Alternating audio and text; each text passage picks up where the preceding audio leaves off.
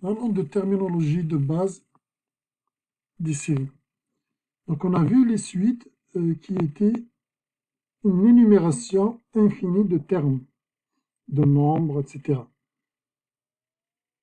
Pour les séries, il s'agit d'additionner tous ces termes jusqu'à l'infini. Donc une série, c'est une addition infinie de nombres. On verra par exemple que l'exponentielle x peut être écrit sous la forme d'une addition jusqu'à l'infini des termes de ce type. Plus xn sur n factoriel, etc. jusqu'à l'infini.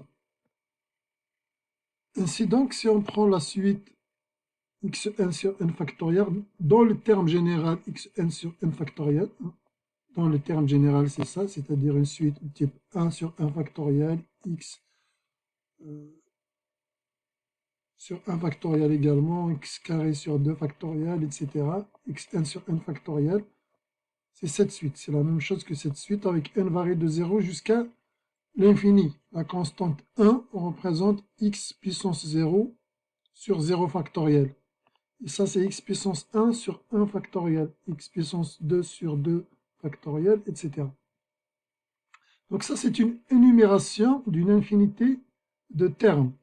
Donc c'est une suite. La série, donc la sommation, cette somme, en fait, finalement, cette somme, on va l'écrire avec le symbole somme. La somme n égale 0, de 0 jusqu'à l'infini, de xn sur n factoriel. Donc voilà la notation pour les séries. Ça sera une notation pour les suites, de termes général, par exemple, xn sur n factoriel. Ça, c'est la série de termes général xn sur n factoriel. Une série, c'est la somme de tous les termes d'une suite. Bien évidemment, ici, on somme une infinité de termes, mais ce n'est pas parce qu'on somme une infinité de termes que le résultat va être égal à l'infini. Donc, il se pourrait qu'on somme une infinité de termes, une infinité de quantités, mais le résultat va être fini quand même. On a vu un résultat similaire dans les sommes de Riemann. Quand on a défini les intégrales définies, c'était la même chose. Donc, il y a une possibilité que ça tend vers une somme finie, que la somme soit finie, soit un nombre réel. Mais dans ce cas-là, il faut que le terme général, minimum, condition minimale, c'est que le terme général tend vers 0. Les quantités qu'ensemble deviennent de plus en plus petites.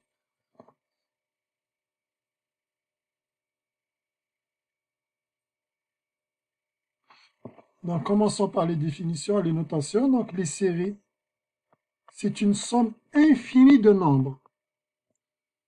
On peut noter la somme de A n, on peut la noter comme ça. S'il n'y a pas de confusion sur le début et la fin, donc c'est la somme de A n, ça sous-entend que le premier terme est pour n égale 1. Sinon, on va le préciser ici. On peut le préciser ici avec n égale 1 jusqu'à l'infini, comme on a fait ici par exemple. Ici, le premier terme, il commence pour n égale 0. Donc, exemple d'une série, bon, la somme de 1 sur 2n. Voilà. Bien sûr, la somme 1 sur 2n, la somme de 1 sur n, la somme de... On peut imaginer tout type de somme. 1 jusqu'à l'infini, la somme de 1 sur n carré plus 2, par exemple, etc.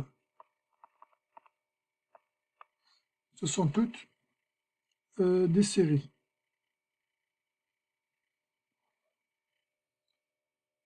On peut s'intéresser à connaître la somme de ces séries. Est-ce que c'est possible, cette somme jusqu'à l'infini? Est-ce qu'il y a moyen de savoir elle est égale à quoi? Est-ce que c'est déjà l'infini? Est-ce que c'est égal à un nombre réel? Si c'est un nombre réel, est-ce qu'on peut connaître lequel?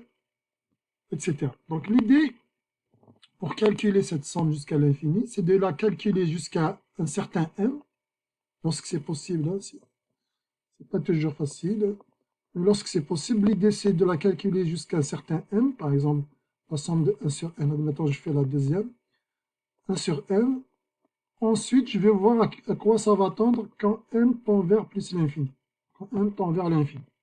C'est la même chose, c'est là, l'idée générale c'est de calculer cette somme, la somme n varie de 1 jusqu'à jusqu'à n, par exemple. De quoi? De n sur n carré plus 2. Et de voir cette somme, elle va tendre vers quoi? Quand m tend vers l'infini. Voilà, donc l'idée de base générale, c'est ça. C'est-à-dire, au lieu, ça c'est une somme infinie, ça c'est une somme partielle, puisqu'on somme juste partiellement jusqu'à juste un certain entier m. Ça aussi c'est une somme partielle. Donc l'idée, c'est de calculer la limite des sommes partielles. C'est ça l'idée. Et le problème, c'est que cette somme partielle, ce n'est que pour quelques suites particulières qu'on est capable de calculer exactement la somme partielle. Si l'expression, si le terme général de la série est très complexe, il n'y a aucun moyen de connaître la valeur de cette somme partielle. Il n'y aura aucun moyen. Mais on verra plus loin quand même que parfois on peut connaître la nature de la série. C'est-à-dire si elle va aller vers si la somme ça va être l'infini ou pas l'infini. On pourra connaître cette nature sans pour autant calculer les sommes partielles.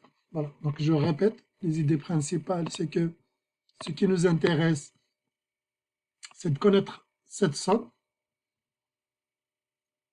Est-ce que c'est l'infini ou c'est un nombre réel? Et si c'est un nombre réel, est-ce qu'on peut vraiment connaître la valeur exacte de ce nombre réel? Si on n'est pas capable de connaître la valeur exacte de ce nombre réel, au moins, est-ce qu'on peut savoir déjà si c'est l'infini ou c'est pas l'infini, c'est un nombre réel ou pas un nombre réel? L'idée principale pour faire ça, j'ai dit, c'est de calculer des sommes partielles, de sommer, ça c'est une somme jusqu'à l'infini, on va juste sommer jusqu'à un certain entier m. Ensuite, on calcule la limite de la somme partielle quand m tend vers l'infini. C'est-à-dire de connaître la limite de cette quantité quand m tend vers l'infini.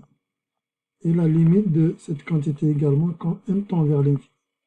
C'est-à-dire la limite des sommes partielles. Pareil pour la première, c'est ça qu'on cherche, c'est égal à quoi? Égal à quoi? Et pareil, si on veut écrire la première aussi, on peut s'intéresser à la limite de la somme 1 sur 2n, n varié de 1 jusqu'à m, quand m tend vers l'infini. Donc quand il y a moyen de calculer les sommes partielles, le problème se simplifie, puisqu'il s'agit de problèmes de calcul de limite en fin de compte. Le calcul d'une somme infinie devient un problème de calcul d'une limite. Donc là, le problème en quelque sorte réglé, puisqu'il est relativement facile de calculer la limite d'une suite de ce type. Mais lorsque il n'y a pas moyen de calculer les sommes partielles, on verra qu'il y a quand même des techniques qui vont nous permettre de dire est-ce que cette somme c'est l'infini ou c'est pas l'infini. Donc, définition des sommes partielles, telle que je l'ai définie ici. Donc, admettons une série, donc une somme une infinité de termes. On définit Sn, donc moi plus haut, cette somme, on aurait appelé Sm. Sm, la somme des m premiers termes, la somme de 1 jusqu'à m. On aurait appelé Sm, donc on était en train de calculer la limite de Sm quand m tend vers l'infini. Donc ici, on l'a noté Sn au lieu de Sm, c'est-à-dire la somme des n premiers termes. Donc vous écrivez ici la somme de AI, on ne va pas mettre I ici dans ce cas-là, puisqu'il apparaît comme une borne. Donc AI, la variable I, c'est une variable muette ici, vous pouvez l'appeler comme vous voulez, J, K, L, bon, on ne peut juste pas l'appeler N, puisque N c'est une borne. On somme, la somme des J varie de 1 jusqu'à N, et AJ. Pour la somme des AK, K varie de 1 jusqu'à n, etc. Donc c'est une variable muette. Donc vous mettez AI ici, puisqu'on est en train de sommer les n premiers termes, la somme partielle des n premiers termes de la série.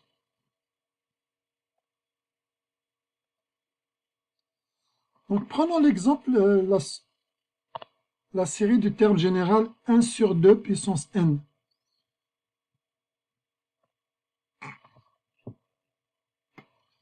Donc si on veut calculer les sommes partielles S1, donc c'est juste le premier terme finalement, S1 c'est le premier terme, c'est A1 en quelque sorte, donc S1, ça ce sont les sommes partielles finalement, on peut dire que S1 c'est le premier terme A1, puisque si on a dit, admettons notre série, donc c'est la somme des AN, n varie de 1 jusqu'à l'infini, avec le terme général AN, c'est 1 sur 2 puissance n. Donc S1 c'est juste le premier terme, S2 c'est la somme partielle jusqu'à 2, c'est-à-dire c'est A1 plus A2. S3 c'est A1 plus A2 plus A3, etc.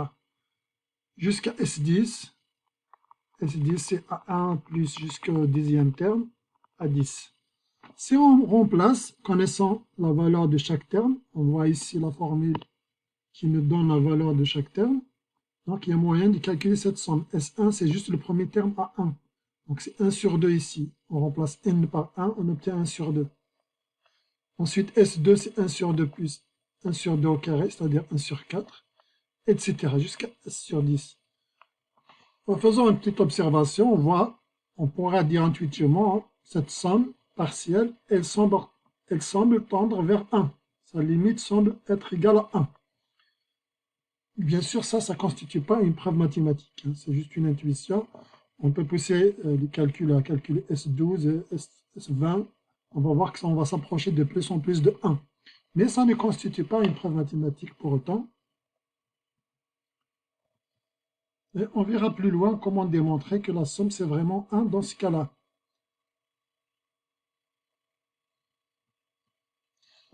Donc, le moyen de trouver la somme de cette série, c'est de pouvoir calculer les sommes partielles.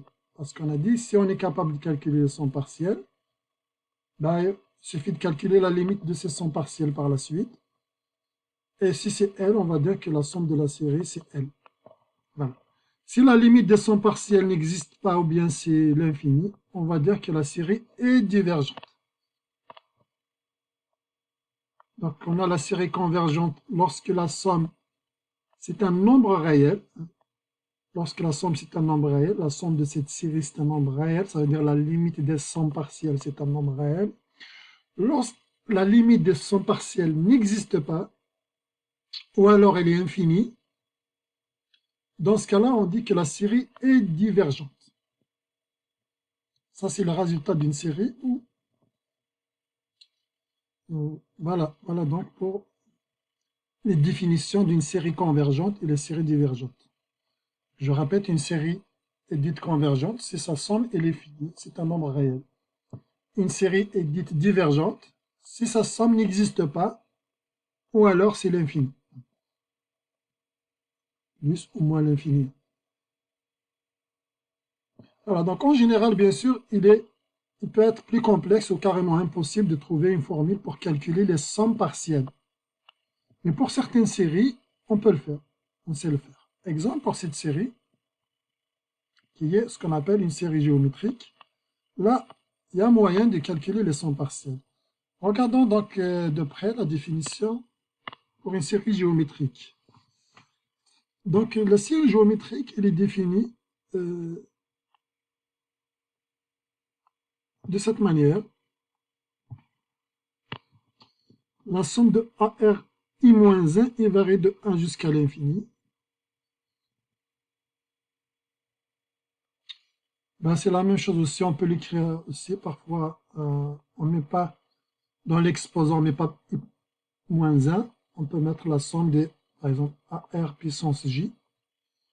En fait, ici, je pose J égale I-1. Quand I égale 1, donc J va commencer en 0 finalement. J égale 0 jusqu'à l'infini. De AR puissance J. On peut rencontrer cette série sous cette forme également. C'est la même chose que celle-là. C'est la même chose que celle-là.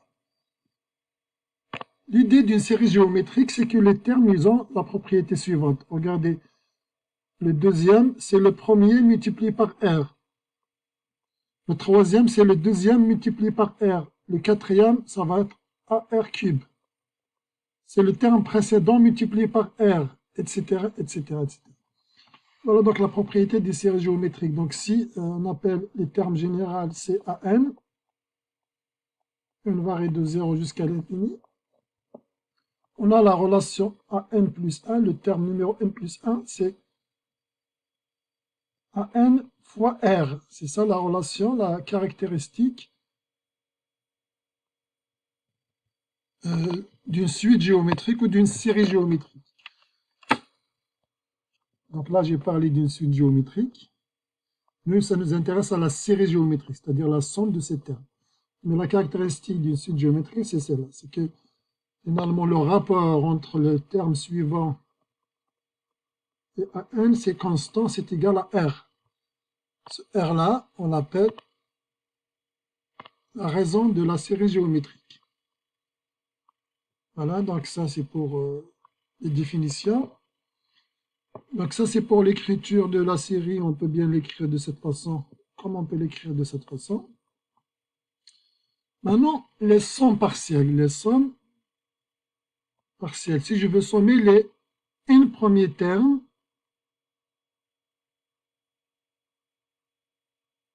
donc d'une série géométrique, ben la formule, c'est la suivante. La formule, c'est que la somme de ces n termes, c'est égal à 1 fois 1 moins r puissance 1 sur 1 moins r. R, c'est la raison de la série géométrique.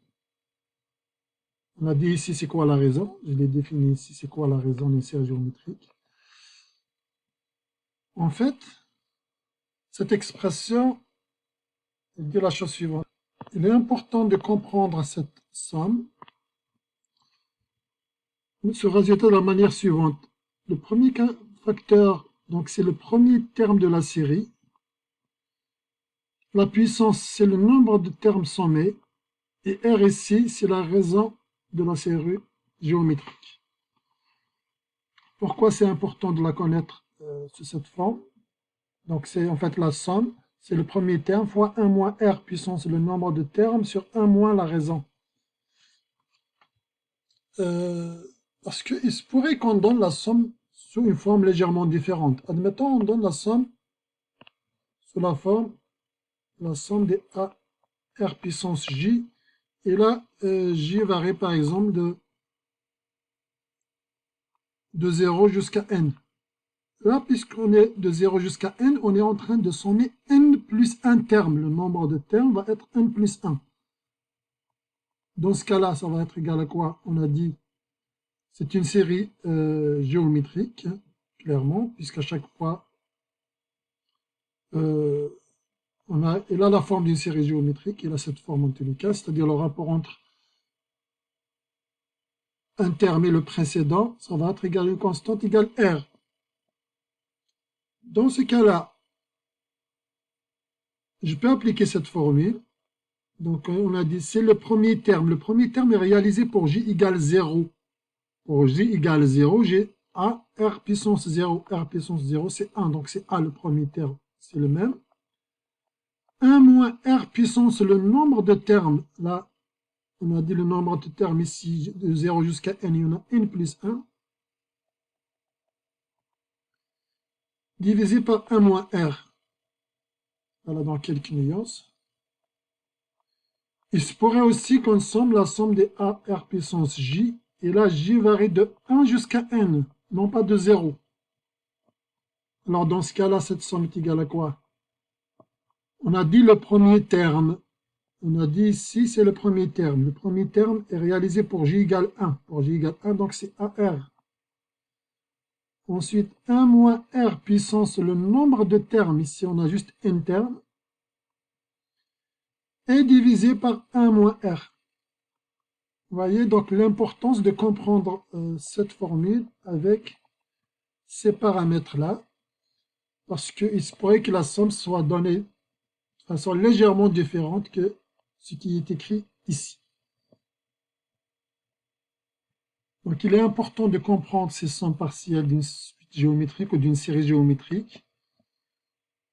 En termes du premier terme, ça vous aidera à trouver la bonne formule selon la manière dont elle est donnée, la série géométrique. Donc ici, par exemple, ici, le premier terme, on voit que c'est AR. Ensuite, 1 moins R puissance, le nombre de termes, sur 1 moins R.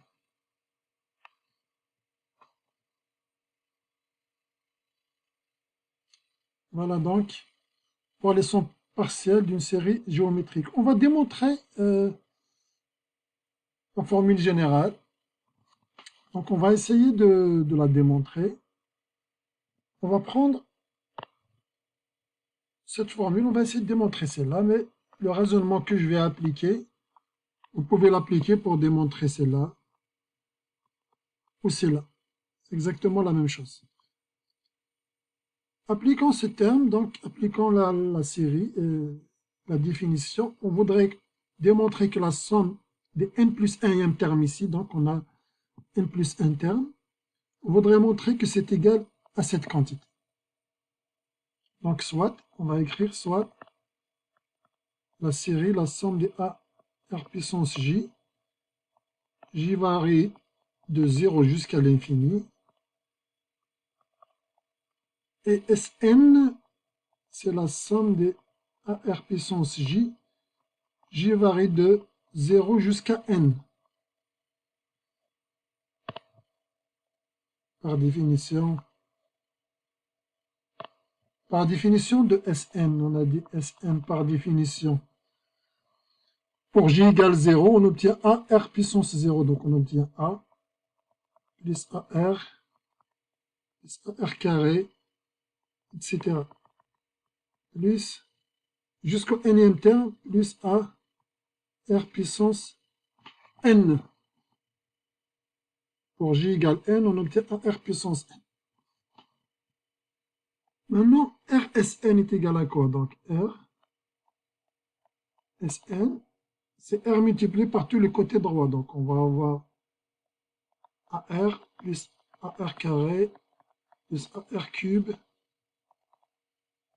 plus le dernier terme, ce sera AR N plus 1, puisque tous les termes ont été multipliés par R. Faisons maintenant la différence. Donc, Sn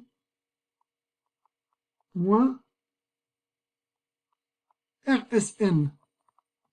Donc, je fais, ce sera la différence de tout ce qu'il y a de ça. Ce sera ça moins ça. Qu'est-ce qu'on remarque? On remarque en fait la chose suivante, c'est que on va avoir des termes qui vont s'annuler. AR moins AR, AR carré moins AR carré, R puissance N moins AR puissance N qui va y avoir ici. Juste avant AR N plus 1, il va y avoir AR puissance N.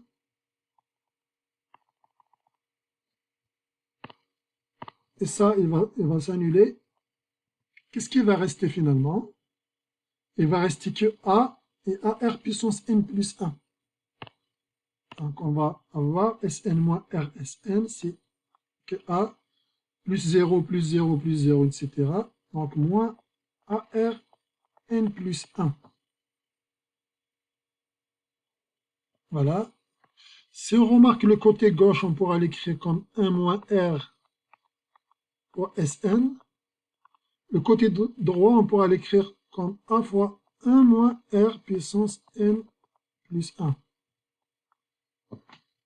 Et il suffit d'isoler Sn ici, donc de résoudre par rapport à Sn, de trouver que Sn, c'est finalement A fois 1 moins R puissance N plus 1 sur 1 moins R. C'est égal exactement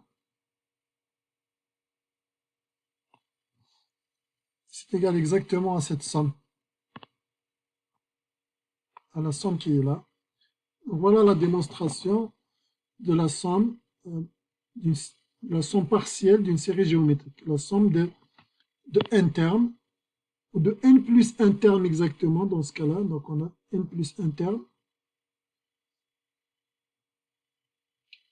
d'une série géométrique. Ce que le raisonnement que j'ai fait ici, on peut le refaire pour ça.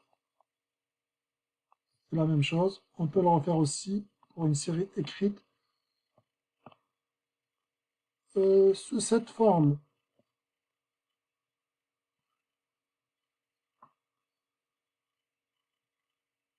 Maintenant, la convergence de la série géométrique.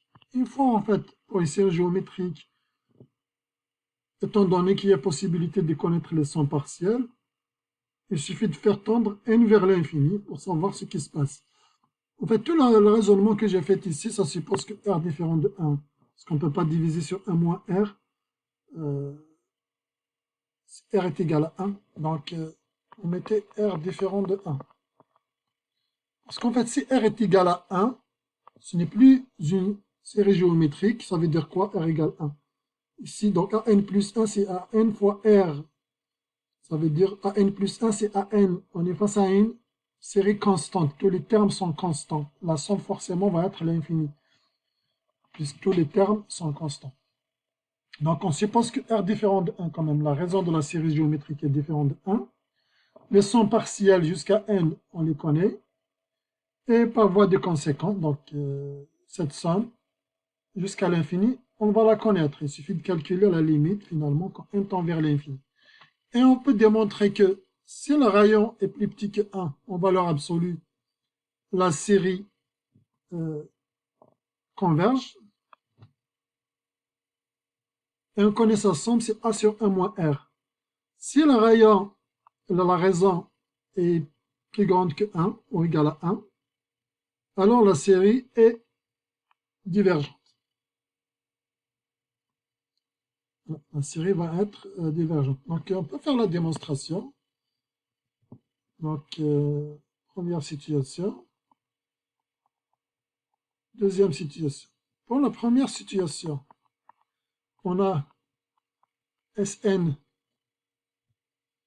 On va calculer la limite de Sn, puisqu'ils sont partiels et sont connus. On a limite de Sn quand n tend vers l'infini. Je remplace Sn si les sons partiels jusqu'à n, et les sons partiels, on l'a donné ici. Donc, on va utiliser cette formule.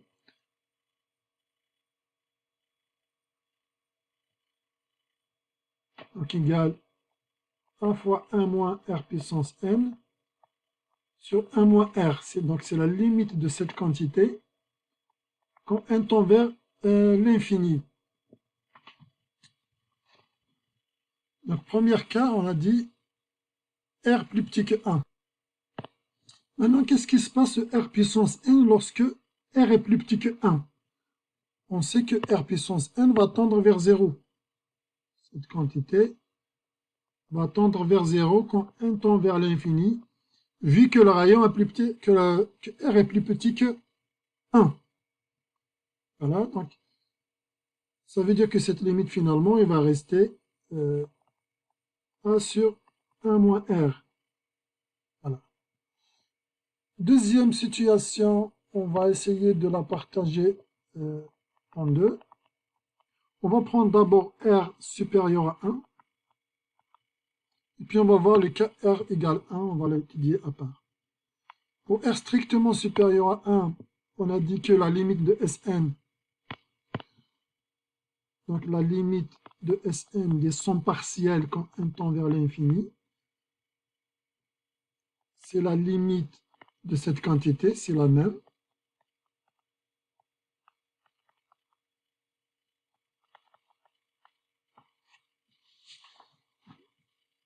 Maintenant, r puissance n. Qu'est-ce qui se passe à r puissance n quand n tend vers l'infini?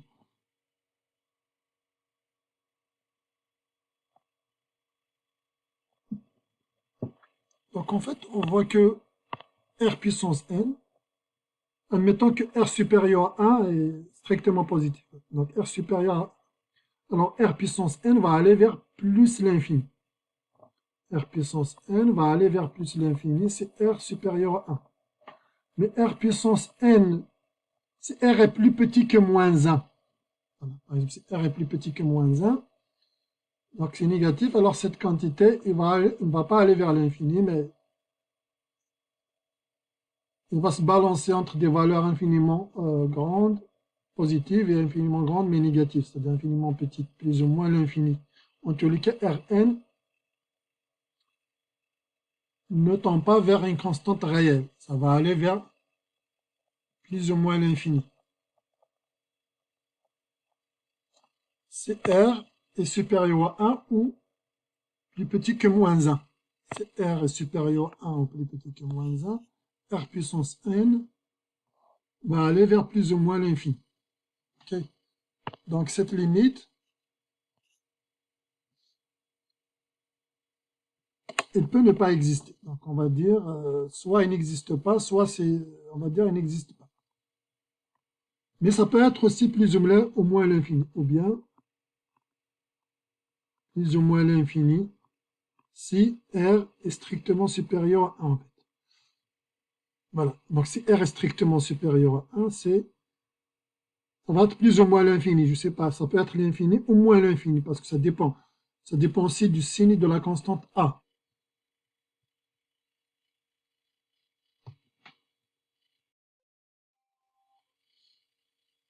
Par exemple, donc, si la constante A est positive, la limite va être moins l'infini, puisque moins R puissance n va aller vers moins l'infini. Si la constante A est négative, le résultat va être plus l'infini. Dans le cas, on a dit où R est supérieur à 1, mais il se pourrait que d'avoir R plus petit que moins 1. Parce que qu'est-ce que ça veut dire finalement, la valeur absolue de R supérieure à 1? Ça veut dire que soit R est supérieur à 1, soit R est plus petit que moins 1. De la même chose, la valeur absolue de R est strictement inférieure à 1, veut dire que R il est entre moins 1 et 1. Maintenant, la nature de la série, on voit que lorsque R est entre moins 1 et 1, on voit que la somme de la série, c'est un nombre réel. La somme de la série, c'est la même chose que la limite des sommes partielles. Donc, la série est convergente. Dans ce cas-là, on dit la série est convergente. Dans le deuxième cas, on voit que la somme, soit elle n'existe pas, soit c'est plus l'infini, soit c'est moins l'infini. Donc, la série est divergente, ou bien la série diverge. Il reste un troisième cas. En fait, c'est lorsque la raison est égale à 1. Ce n'est plus une série géométrique. Lorsque R, c'est 1 ou moins 1. Donc, lorsque la valeur absolue ici, c'est 1. C'est-à-dire, si R, c'est 1 ou moins 1, ce n'est même pas une série géométrique. La somme ne va pas être égale à ça. Donc, on va supposer une troisième situation. On va ajouter troisième situation ici. Donc, ici, il y a deux situations à la fois. R strictement supérieur à 1 en valeur absolue, R strictement égal à 1 en valeur absolue. Donc, troisième, R égale 1 en valeur absolue. Ça veut dire qu'il y a deux situations. R égale 1, R égale moins 1. Si R égale 1, Sn c'est la somme de quoi? La somme de A. Tous les termes de la suite sont constants, sont tous égaux à A. Donc la somme de A, il varie de 1 jusqu'à n. C'est égal juste finalement à A fois n. Ça veut dire que la limite de Sn, c'est l'infini. Ça dépend, ça peut être plus ou moins l'infini selon le signe de A, bien sûr. Et donc, limite de Sn, en tous les cas, la somme partielle ne se calcule pas de la même manière si R égale 1. On n'est plus une série géométrique, on est juste en train de sommer des constantes, en fait. Et donc, on peut écrire limite de Sn, c'est égal plus ou moins l'infini. Ça dépend le signe de la constante A. Si A est positive, la limite c'est l'infini, sinon ça va être moins l'infini. Donc la série diverge dans ce cas-là.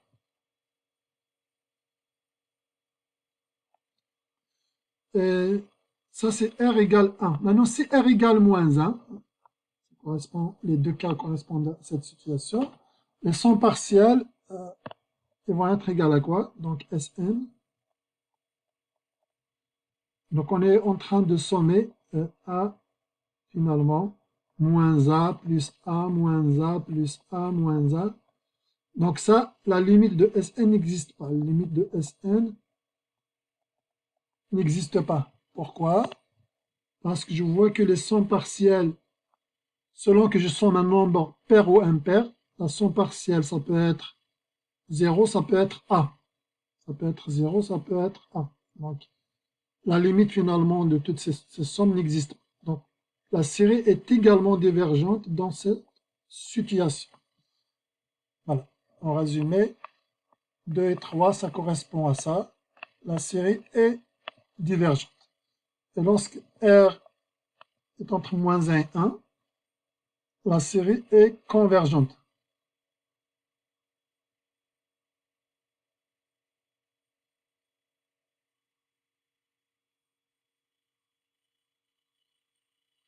Ici, il faut ajouter la somme est convergente. Ici, ce n'est pas dit.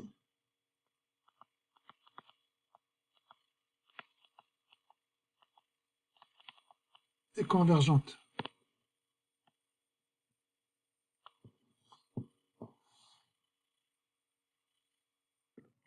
En fait, le fait d'écrire à vrai dire ici la somme, c'est égal à un nombre réel. Donc, ça sous-entend déjà que la série est convergente, mais c'est bien de l'ajouter.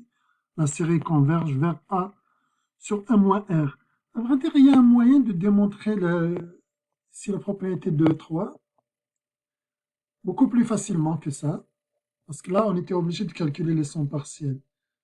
Mais il y a un théorème qui nous permet d'éviter de faire ça, de conclure à la divergence sans avoir à calculer les sommes partielles. Donc, ajoutez à votre cours un théorème, le résultat suivant.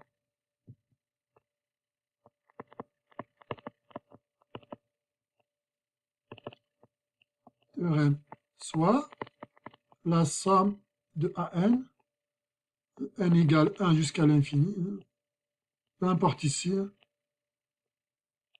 ça peut commencer en 0, en 2, en 8, ça ne change rien, parce que la nature de la série, la nature convergente ou divergente ne change pas si je change un certain nombre fini de termes.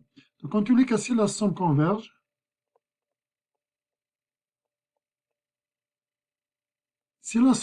forcément le terme général de la série AN, le terme général tend vers 0. Limite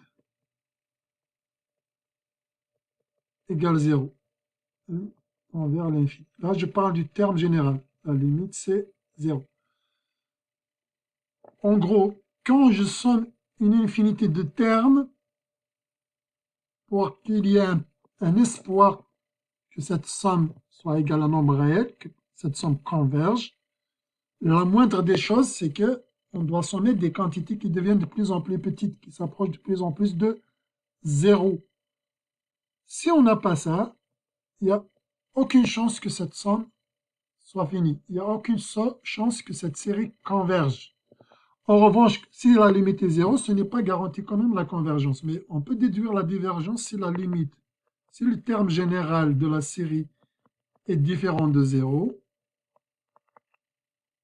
si le terme général est différent de 0, alors forcément la série diverge. Implique la somme des AN. Donc ce résultat est important notamment pour démontrer la divergence de certaines séries si on observe que leur terme général ne tend pas vers 0. Exemple, si je prends la série, la somme de n. Par exemple,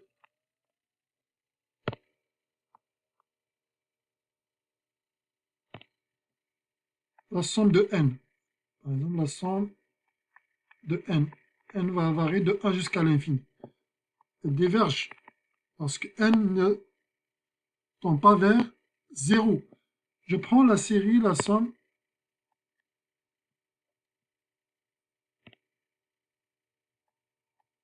de n sur n plus 1.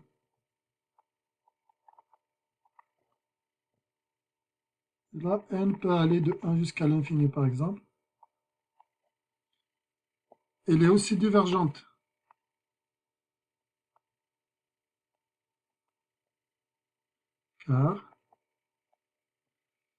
Car n sur n plus 1 tend vers 1, quand n tend vers l'infini. Enfin, c'est la même chose que de dire la limite de n sur n plus 1, c'est 1, différent de 0.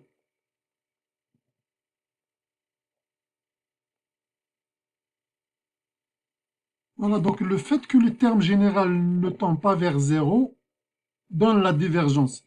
Mais si le terme général tend vers 0, c'est par exemple la somme de 1 sur n. 1 sur n, la limite de 1 sur n c'est 0, on ne peut pas conclure à la somme de 1 sur n converge. On ne peut pas conclure à ça. Ça veut dire que la condition limite du terme général égale 0, c'est une condition nécessaire pour la convergence, mais elle n'est pas suffisante. S'il est vérifié, on doit voir autre chose pour savoir si la série converge ou pas. Mais en revanche, s'il n'est pas vérifié, on est garanti de la divergence de la série. Donc, on pouvait ajouter ce théorème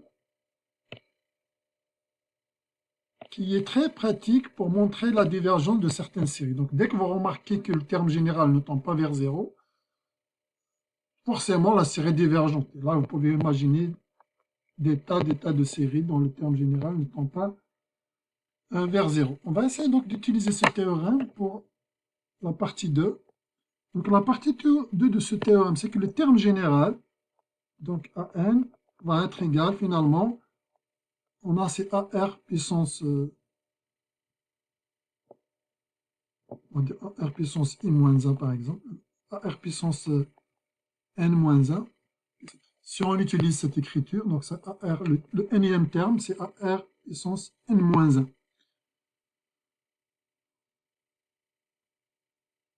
Alors, la limite de ce terme, quand n tend vers l'infini, c'est quoi?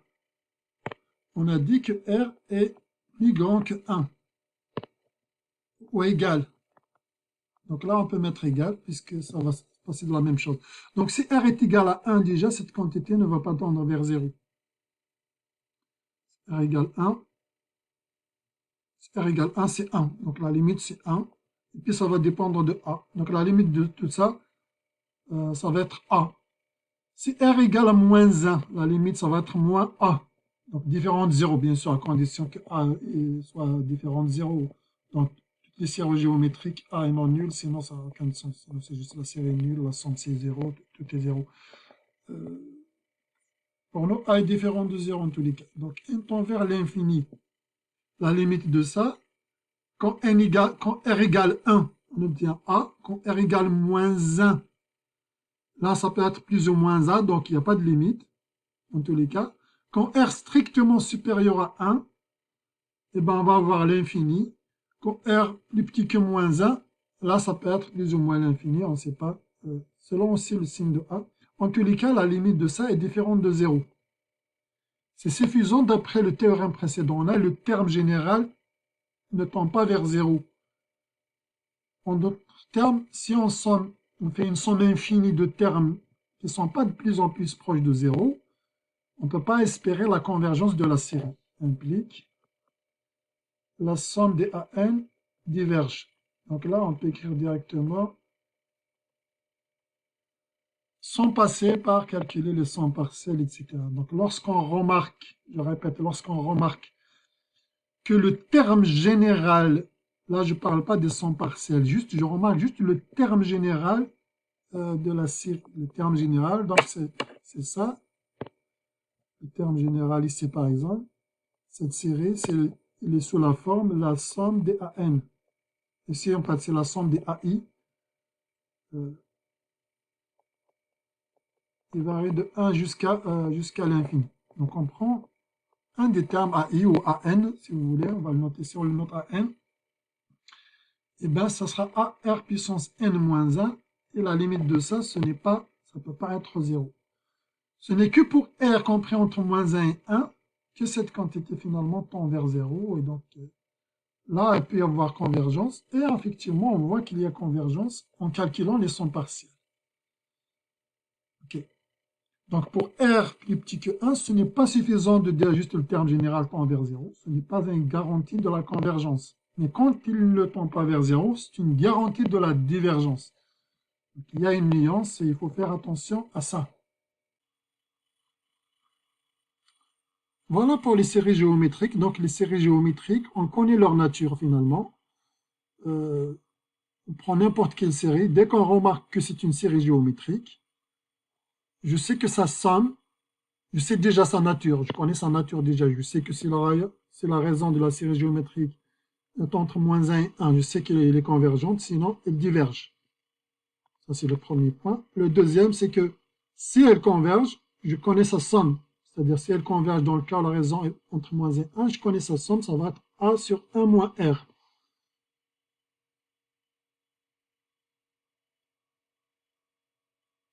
Voilà donc, pour les séries géométriques, faisons un exemple. Donc ici, on remarque que c'est une série géométrique. Elle est sous la forme la somme de 1 sur 2 puissance n. N varie de 1 jusqu'à l'infini. Qu'on peut écrire, c'est la somme de 1, hein. Ça c'est l'équivalent de A, fois R puissance n. R puissance n, n varie de 1 jusqu'à l'infini. Avec A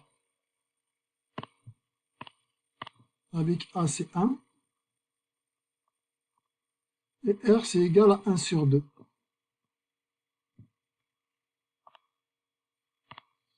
Donc ici on voit que la série est géométrique.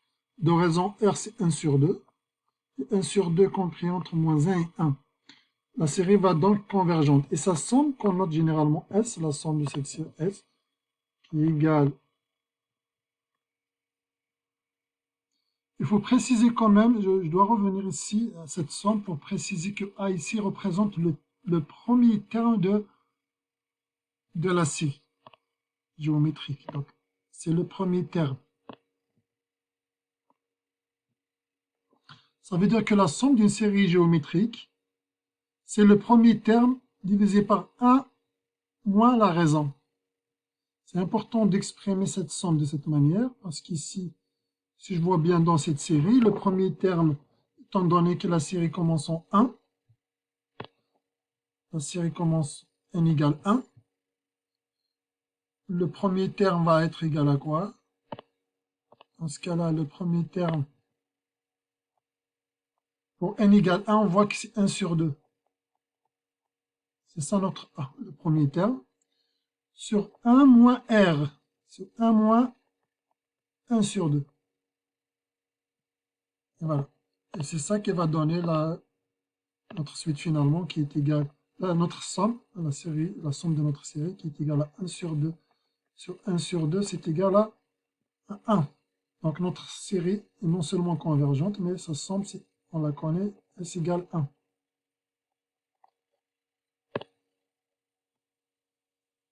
Voilà, d'où l'importance d'exprimer cette somme en disant que le numérateur, c'est le premier terme de la série. Parce qu'on aurait pu donner le même problème. On aurait pu donner la série, la somme 1 sur 2 puissance n. N va aller de 0 jusqu'à l'infini. Donc, au lieu de 1 jusqu'à l'infini, n varie de 0 jusqu'à l'infini. Dans ce cas-là, le premier terme, c'est 1 sur 2 puissance 0, ça va être 1. Donc, ça va être légèrement différent dans ce cas-là. Donc, je vous invite à calculer, à résoudre le problème. Si et si, on a S égale ça, égale à quoi? Donc, faites ça comme un exercice supplémentaire.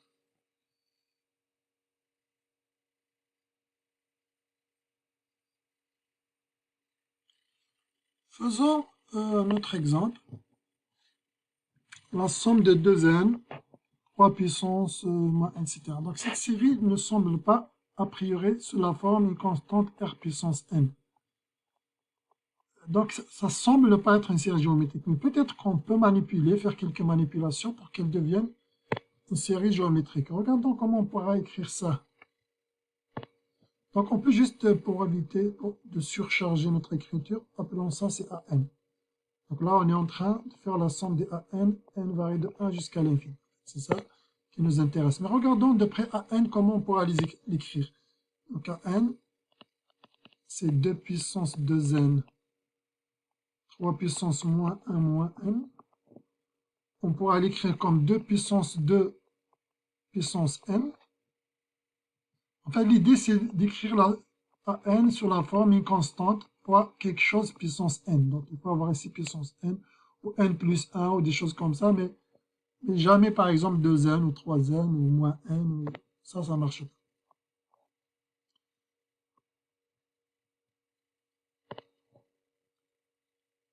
On pourra l'écrire comme ça. Maintenant, 3 puissance moins 1 puissance 1 moins n. On pourra l'écrire, c'est 3 puissance 1 moins n. En fait, on peut déjà, avant de diviser comme ça, juste enlever les parenthèses. Donc, moins 1 moins n, ça donne finalement n moins 1. Ça donne n moins 1.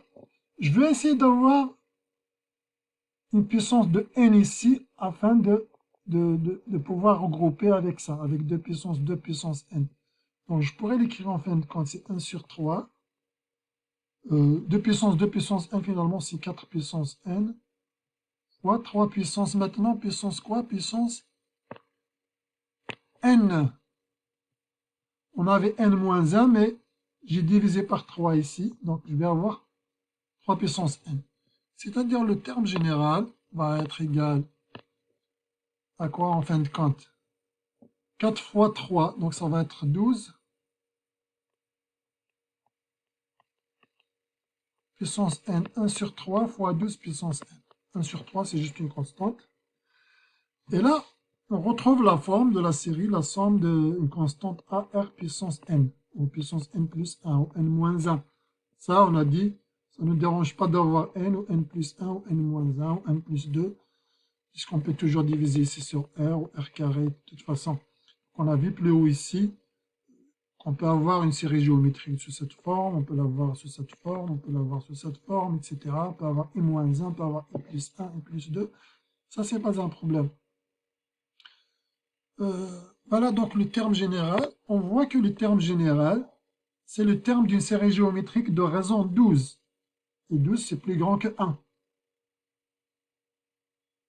12, c'est plus grand que 1, donc la série est divergente.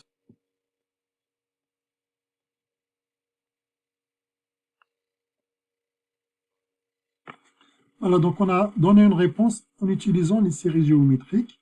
Mais à vrai dire, pour ce numéro, on aurait pu aussi dire que la limite de AN, on utilise le théorème précédent, on voit que la limite de AN, donc ça c'est le terme général de la série, la limite de AN quand n tend vers l'infini, on voit 1 sur 3 c'est une constante, 12 puissance n c'est plus l'infini. Donc différent de 0 implique la série diverge. Okay. Donc là aussi une réponse qui ne tient pas compte de la série géométrique, juste du théorème précédent. On aurait pu dire la chose de cette manière. Faisons un autre exemple. Trouver une fraction entière pour exprimer le nombre périodique 0,17. Vous savez que 0,17 ici, on peut l'écrire de cette manière. On voit que le 17 c'est une période, donc ça se répète indéfiniment. Donc en fait, on aurait pu l'écrire, finalement c'est 17 sur 100, plus 17 sur combien? Sur 10 000, plus 17 sur 1 million, etc.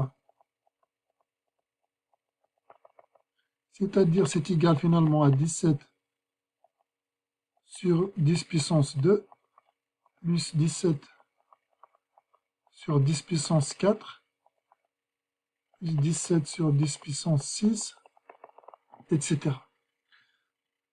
On aurait pu l'écrire comme étant, à vrai dire, ça serait plus intéressant de l'écrire comme ça, 17 sur 100, plus 17 sur 100 au carré, donc 10 000 c'est 100 au carré, 17 sur 100 au cube, etc. Ce qui revient là même à écrire sous la forme la somme de quoi? 17 fois 1 sur 100 puissance j. J varie de 1. Pourquoi de 1? Le premier terme, c'est 1 sur 100. Donc, on va 1 sur 100, ensuite 1 sur 100 au carré jusqu'à l'infini. Donc, finalement, on voit, on reconnaît une série géométrique de raison R avec R égale 1 sur 100 qui est plus petit que 1. Ce qui nous permet d'écrire finalement la somme de cette série. On a dit c'est quoi? C'est A, le premier terme, sur 1 moins la raison. C'est ça qu'on a dit. Et donc on remplace, on obtient Bien évidemment, on remarque que le premier terme, c'est 17 sur 100. Donc 17 sur 100. Divisé par 1 moins 1 sur 100. Et ça nous donne la fraction, parce que ce qu'on cherchait finalement, c'est d'écrire ça sous la forme d'une fraction entière. Et vous pouvez vérifier que ça va donner 17 sur 99, puisque le 100 il va se simplifier. Vérifiez avec votre calculatrice que 17 sur 99, c'est 0,17.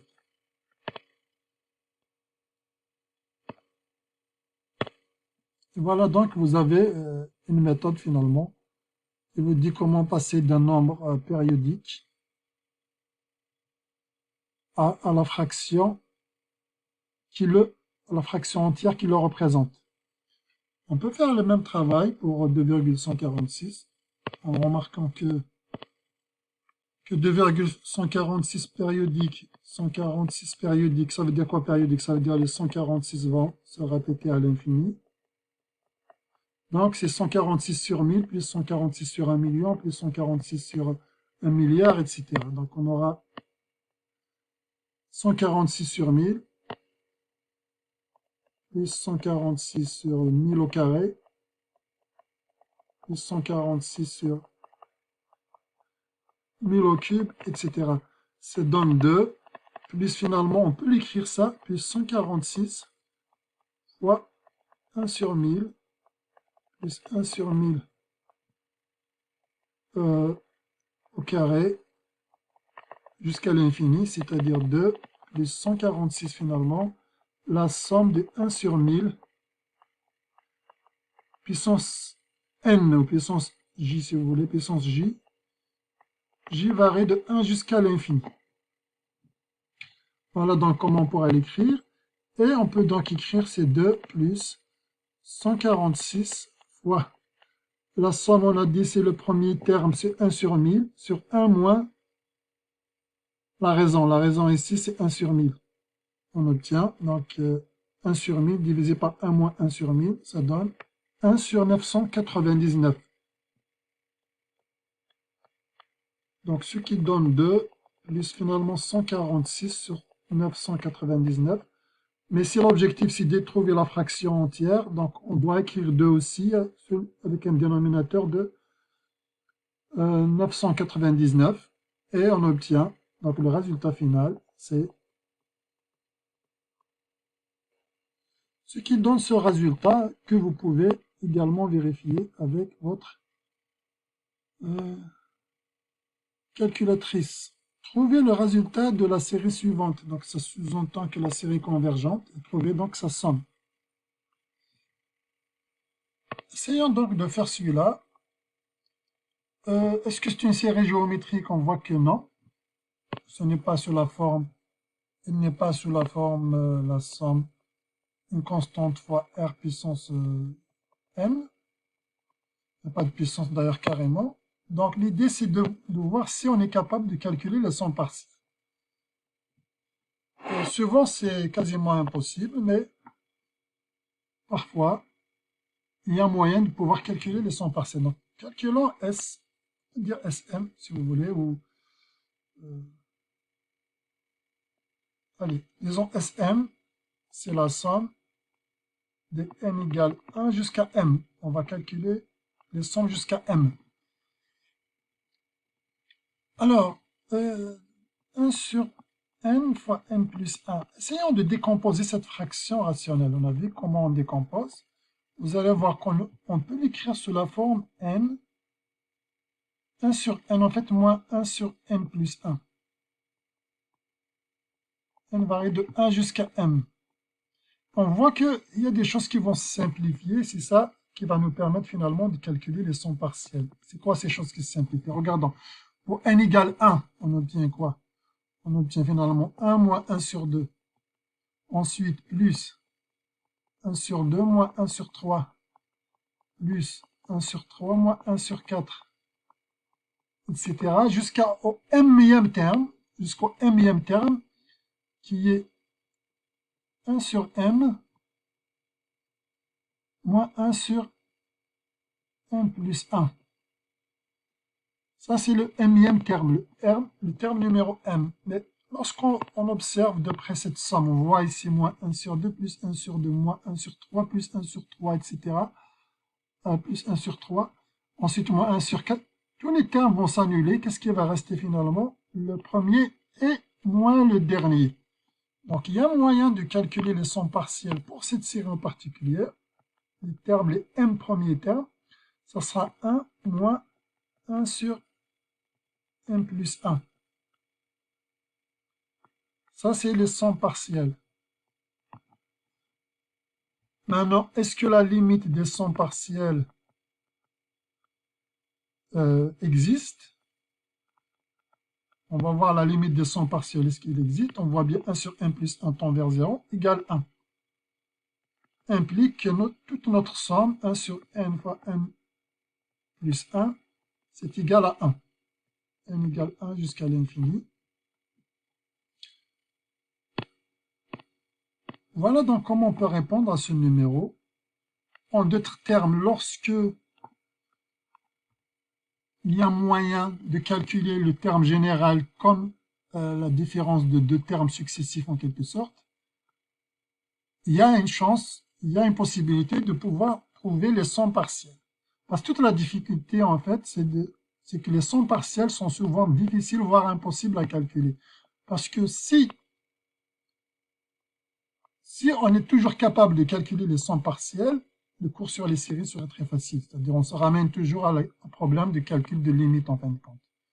Juste on fait les sommes partielles, on calcule la limite. Mais sauf que ces sommes partielles sont parfois difficiles, parfois souvent impossibles à calculer. Mais parfois c'est facile, comme pour les séries géométriques, comme pour ce numéro, cet exemple dans lequel le terme général s'écrit comme une différence de deux termes successifs. Donc là, les sommes partielles, on pourra les calculer.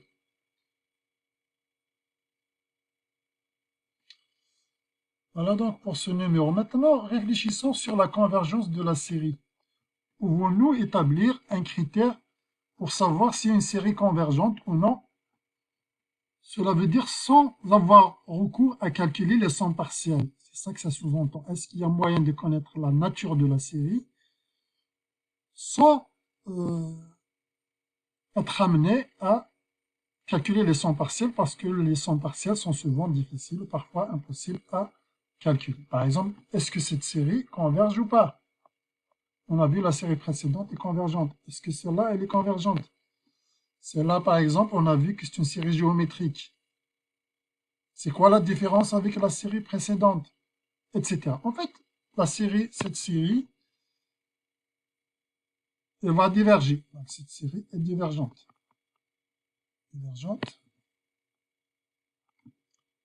Et cette série, elle est convergente parce que la raison, c'est plus petit que 1.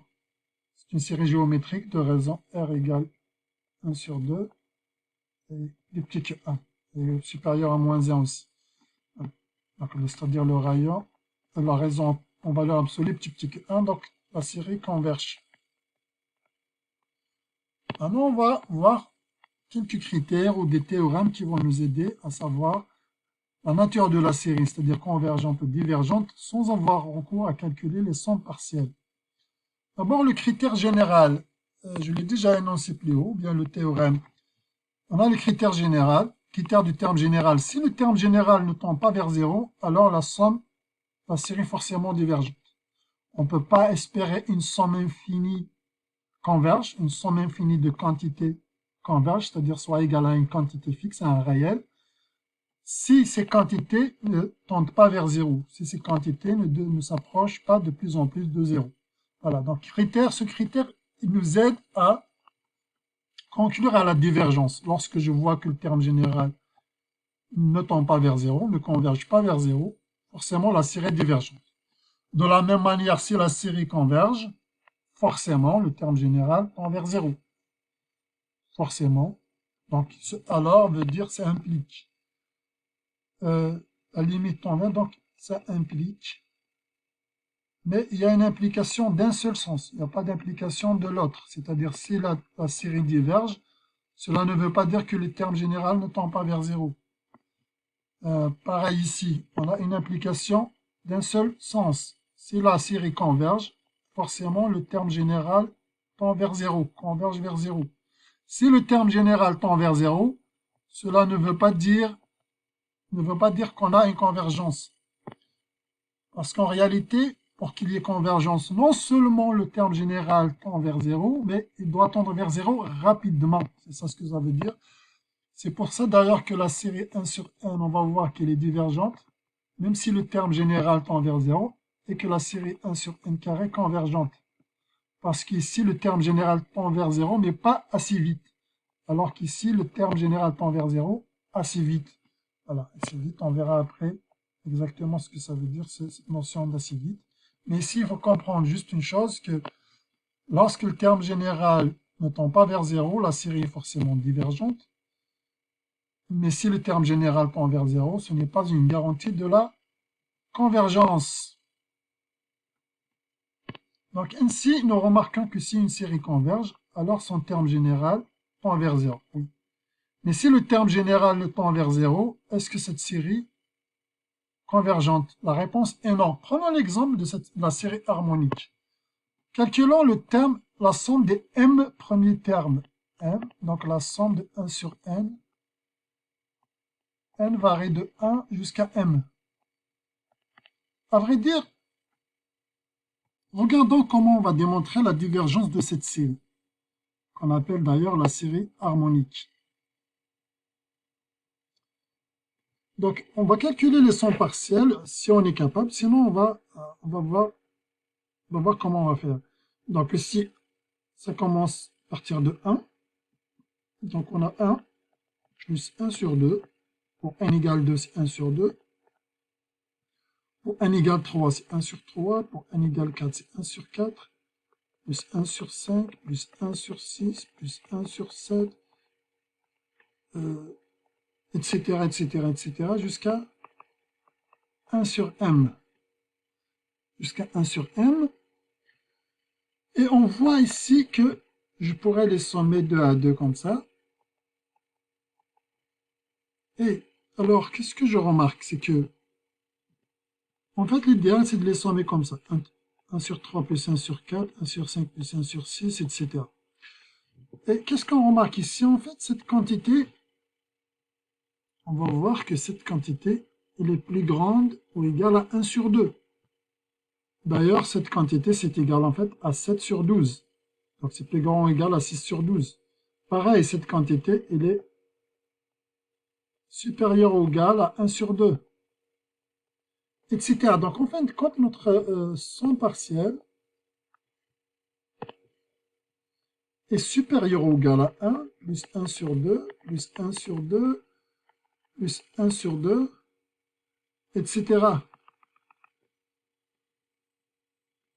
Au lieu de calculer les sons partiels, on peut prendre juste la série toute entière, ici, la série complète, la somme jusqu'à l'infini. Pourquoi je fais ça? Comme ça, je n'ai pas à me soucier de m, est-ce que m est pair ou impair ou des choses comme ça. Je n'ai pas à me soucier.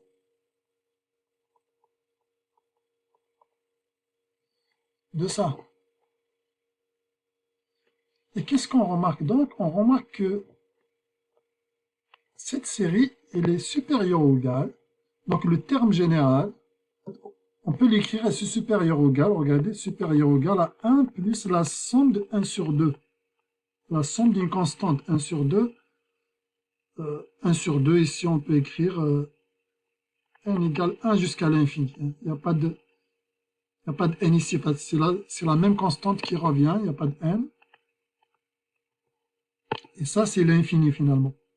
Donc on a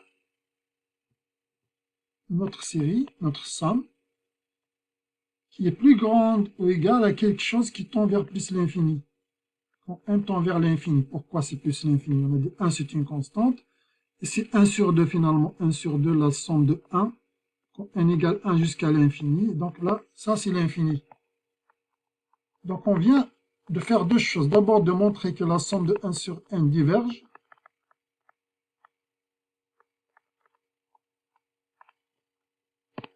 Et la deuxième chose, on vient d'introduire un critère qui nous permet de montrer la convergence en fait. Si le terme général est plus grand, terme général de notre série, comme ici par exemple, si notre somme est plus grande qu'une autre série qui est divergente, ben forcément elle va diverger. Si cette quantité va vers plus l'infini et que notre somme est plus grande que cette quantité, elle va forcément aller vers l'infini. Voilà, et on verra après un critère de comparaison des termes généraux de série. Mais disons déjà que la série qui est harmonique, qui est définie comme ça, est donc divergente. Est-ce qu'elle est divergente? Oui. Donc on vient de démontrer qu'elle est divergente. La série est divergente.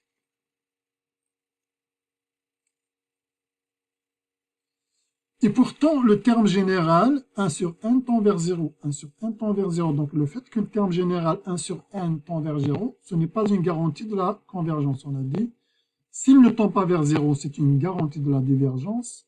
Mais s'il tend vers 0, hein, ce n'est pas garanti, il ne garantit pas la convergence. Donc nous sommes donc en mesure de déduire le principe suivant, que quand le terme général tend vers 0, converge vers 0, nous n'avons aucune information sur la convergence ou la divergence de la série. On ne peut pas conclure la convergence ou la divergence de la série.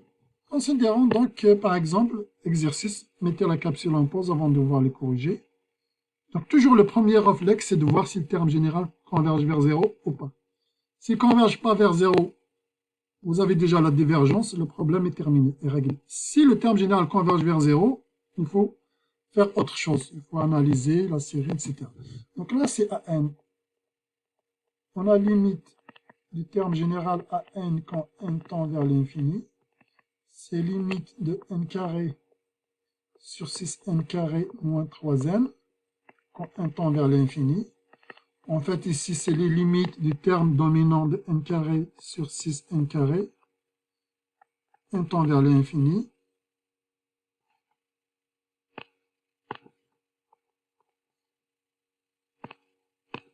Et c'est égal à 1 sur 6, qui est différent de 0. Le terme général ne converge pas, donc la somme de AN diverge. Voilà donc à quoi ça sert ce critère. Il est très pratique pour prouver certaines séries sont divergentes. Toutes les séries dont le terme général ne tend pas vers 0. Quelques opérations sur les séries. Admettons la série, la somme des AN et la somme des BN sont convergentes et c'est une constante réelle. On pourrait s'intéresser à la somme de C fois AN, la somme de AN plus BN, etc. Premièrement, la somme de C fois AN va converger. Non seulement elle va converger, mais la somme de C fois AN, si elle peut sortir de la somme, ça va être C fois la somme des AN. C'est-à-dire la somme de cette série, c'est la constante C fois la somme de la première série. La même chose, la somme de AN plus BN va être la somme de AN plus la somme de BN, puisqu'on a dit les deux sont convergentes. La somme de AN moins BN, c'est la somme de AN moins la somme de BN. Pour la démonstration, on peut utiliser, on va essayer de démontrer la première, vous faites le même raisonnement pour les deux suivantes. Donc, essayons de montrer que la somme de cette série, c'est la même chose que C fois la somme de la série AN. En calculant les sommes partielles, notamment SM par exemple, SM, les M premiers termes. SM, c'est la somme de C à N varie de 1 jusqu'à M. Les propriétés du symbole somme, parce que ça, c'est en fait quoi? C'est CA1 plus CA2 plus CAM. En fait, les propriétés, c'est que je peux extraire C comme facteur commun. C'est C fois A1 plus AM. Donc, c'est C fois la somme des AI. Voilà, donc on peut extraire la constante C à l'extérieur du symbole somme. Vous devez réviser les propriétés du symbole somme. Donc ça, on peut l'écrire comme C sur C fois la somme des C, C fois la somme des AN, n varie de 1 jusqu'à m. Maintenant, on a dit que la somme de la série, c'est la limite des sommes partielles. Donc, on a dit la limite, donc S, la série, si vous voulez. On peut la noter S, ou bien on va dire, bon, on peut utiliser la notation originale, la somme de C à n varie de 1 à l'infini. Donc, on sait que c'est la limite des sommes partielles quand n tend vers l'infini.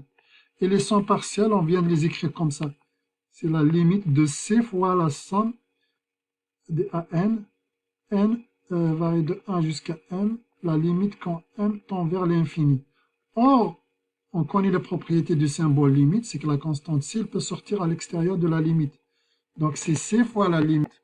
Donc, C fois la limite de la somme des AN, n varie de 1 jusqu'à m, donc la limite quand m tend vers l'infini. Mais on a dit que la somme des AN converge. Donc, cette somme existe. Cette limite, pardon, existe, c'est égal à ça. Vu qu'on a dit que cette somme, la somme de AN converge, donc on peut juste l'écrire comme C fois la somme des AN avec n varie de 1 jusqu'à l'infini. Donc on vient de quelque sorte de démontrer la première propriété. Vous pouvez faire le même raisonnement en fait avec les deux autres. Ce critère de convergence, il peut nous aider à calculer la somme de plusieurs séries. Exemple, regardons la somme de 3 sur n fois n plus 1 sur 2n. n égale 1 jusqu'à l'infini. On a dit, on peut l'écrire comme la somme de 3 sur n fois n plus 1 plus la somme de 1 sur 2 puissance n. Sur 2 puissance n, on a le droit de l'écrire comme ça parce que je sais que celle-là, elle est géométrique, elle est convergente, et celle-là, elle est géométrique, et celle-là n'est pas géométrique, mais on a prouvé plus haut qu'elle était convergente. À une constante près, on va voir, on devra extraire une constante, mais le principe, c'est celui-là. En fait, la première série, je peux extraire 3, donc c'est 3 fois la somme de 1 sur n fois n plus 1, plus la deuxième, c'est 1 sur 2, je peux l'écrire comme ça, 1 sur 2 puissance n. n varie de 1 jusqu'à l'infini. n varie de 1 jusqu'à l'infini. Or, on les a calculés, voir les exemples plus haut. On avait calculé celle-là, on avait trouvé que c'était égal à 1. Donc 3 fois 1. Ça, c'est une série géométrique, donc c'est le premier terme sur 1 moins la raison. Le premier terme, c'est 1 sur 2. Sur 1 sur 2, ça donne 1 également, donc plus 1. Et le résultat va être égal à 4, finalement. Donc vous voyez, S est égal à ça. C'est égal à 4. La somme de notre série est égale à 4. On vient de voir l'utilité des deux propriétés, les trois propriétés énoncées ici, dans ce théorème, en quelque sorte, sur les séries. Donc, quand il y a une somme comme ça et que la somme de chaque partie, c'est une série convergente, on peut découper. On peut découper, donc, c'est-à-dire calculer la somme à part de la première série plus la somme de la deuxième série. Bon, après, le théorème parle juste de la convergence. Il ne dit pas vraiment ce qui se passe si l'une est convergente, l'autre divergente ou des choses comme ça. Mais a priori, lorsqu'il y a convergence pour les deux, on peut connaître la convergence de cette somme. Et bien évidemment, on peut ajouter aussi, on peut considérer la convergence, par exemple, de la série K fois AN plus K' fois BN. On peut déduire aussi la convergence de cette série, puisque celle-là, ça va être juste la somme K fois la somme des AN plus K' la somme des BN, en appliquant les propriétés qui sont là. Voilà donc pour l'utilité de ce résultat et de ses propriétés sur les séries convergentes.